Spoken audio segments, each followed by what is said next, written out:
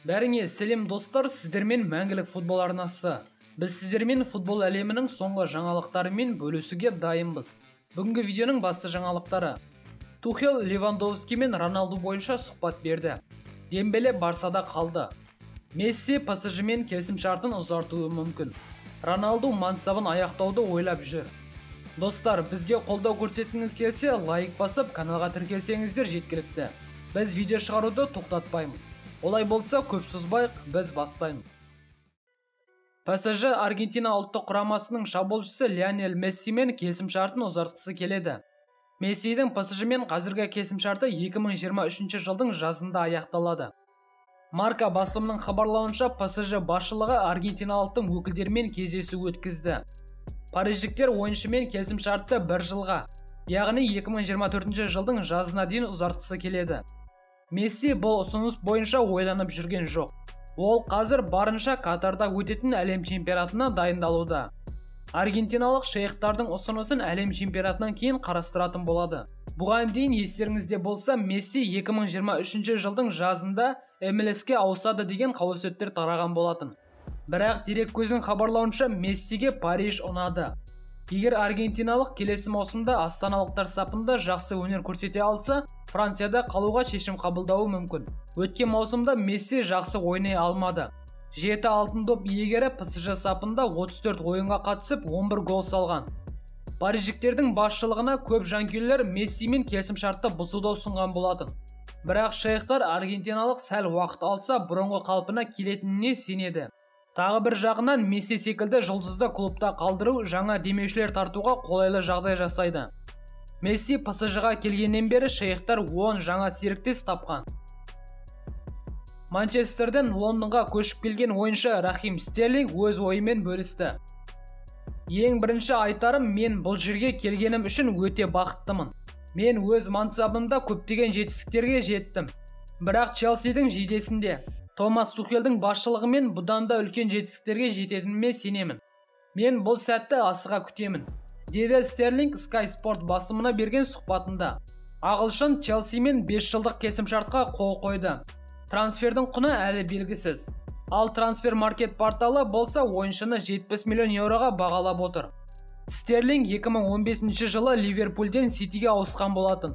Ағылшын қалалықтар сапында 337 ойын өткізіп, 131 гол салып, 94 нәтижелік пас берген. Наполи қорғаушысы Калиду Кулибали Челсиге ауысар алдында медициналық тексеруден өту үшін Лондонға ұшып келді. Трансфер құны 70 миллион еуро. Наполи мен Челси қазір құжаттармен жұмыс жасауда. Бәрі реттелген соң трансфер ресми түрде жарияланады. Кулибали Челсимен ұзақ мерзімді келісімшартқа отырды. Нақты қанша жыл екені белгісіз. Сенегалдық Лондонда жылына 10 миллион еуро жалақы алады. Кулибали Наполи сапында барлық жарыстарда 317 ойын өткізіп, 14 гол салған. PSG-ның көрсеткен қысымына қарамастан Неймар басқа клубқа ауысқысы келмейді. Неймар қазір Катарда өтетін әлем чемпионатына дайындалуда. Сондықтан бразилиялық Парижден кетіп, әлем чемпионатының алдында өз формасын жоғалтқысы келмейді. Неймардың PSG-мен келісімшарты 2027 жылға дейін жарамды. PSG-ның жаңа спорт директоры Луиш Кампушке Неймар керек емес. Ол астаналық клубты толықтай өзгерткісі келеді. Барселона президенті Усман Дембелемен келісімшартын ұзартқанын хабарлады. Иә, біз осы аптада Дембелемен келісімшартты ұзартамыз.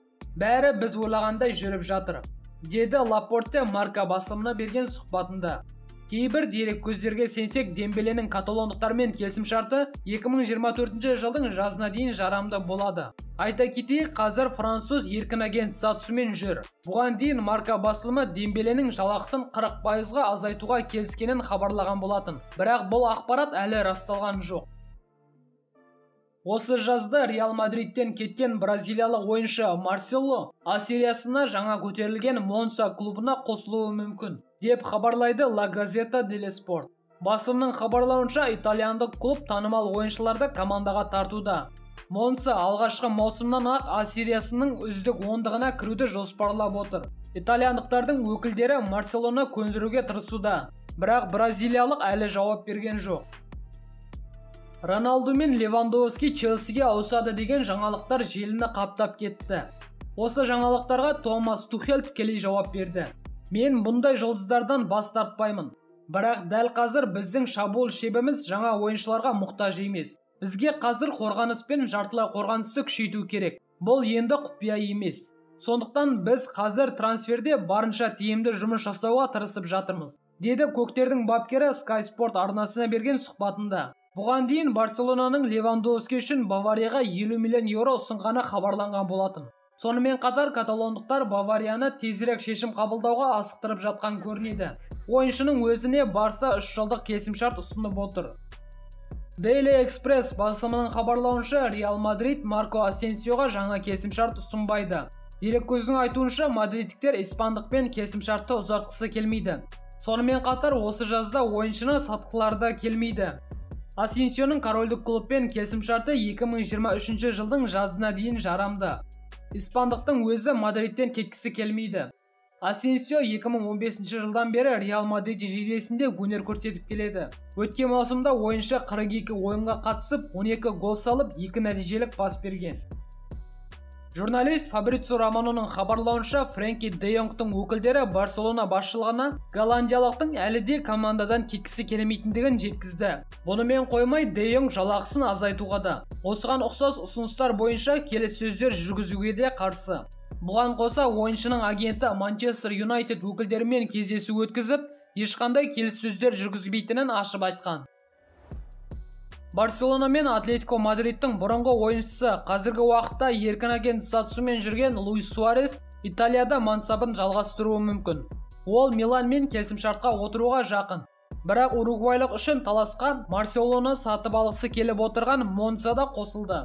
Екі клубта Суареске жылына 4 миллион еуро төлеуге дайын. Бұл туралы Марка басылымы хабарлады. Осы болып жатқан жағдай бойынша Суарестің агенті сұхбат берді.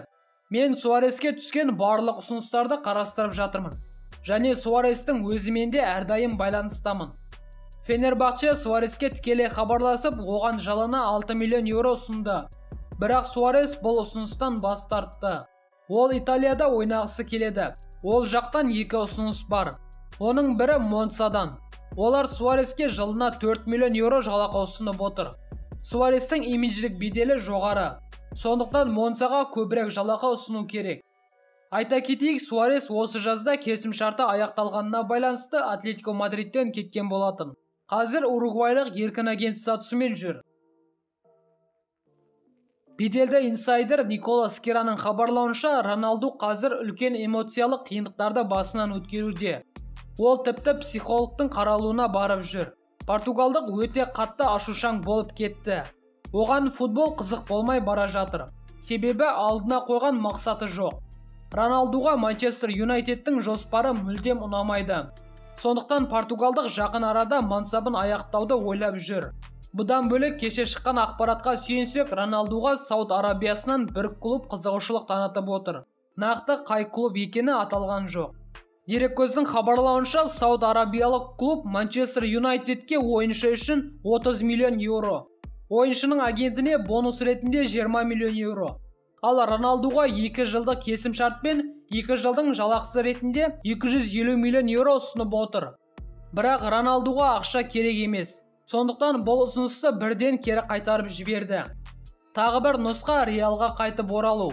Бірақ көптеген жанкүйерлер Роналдудың қайтып келуіне қарсы. Осы жағдай Роналдуға үлкен қысым жасауда. Португалдықтың жақындары ойыншының мансабын аяқтауы мүмкін екендігін жасырмайды. Роналдудың футболдан бөлек көптеген жобалары бар. Роналду киноға да түсіп көргісі келеді. Айта кетейік, португалдықтың әлеуметтік желідегі белсенділігі де азайған. Оның Инстаграмдағы соңғы мақаласы 2 маусымда жарияланған. Достар, бүгінгі жаңалықтар осымен тәмам. Видео ұнаса лайк басып, жаңалықтар жайлы өз ойларыңызды комментте қалдыруды ұмытпайық. Және арнаға тіркеліп жатқандарыңыз үшін көп рахмет. Ал біз қоштаспаймыз, келесі видеода кездескенше аман сау болыңыз.